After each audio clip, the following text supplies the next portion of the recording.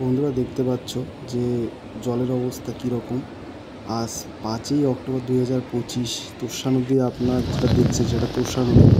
এটা আমাদের ফার্মের জল ঢুকে গেছে বন্ধুরা। খুব খারাপ অবস্থা। আমাদের পিগলেটগুলো কোনোভাবে বাঁচিয়ে রেখেছি। খাবার রেডি করা হয়ে গেছে, এটা সকালের খাবার। আজ তার পরের দিন 6ই অক্টোবর 2025। জল তো নেমে গেছে বন্ধুরা, কিন্তু তোমরা দেখতে পাচ্ছ যে চারপাশে কত কাদা আর কাদা, হাঁটা যাচ্ছে না।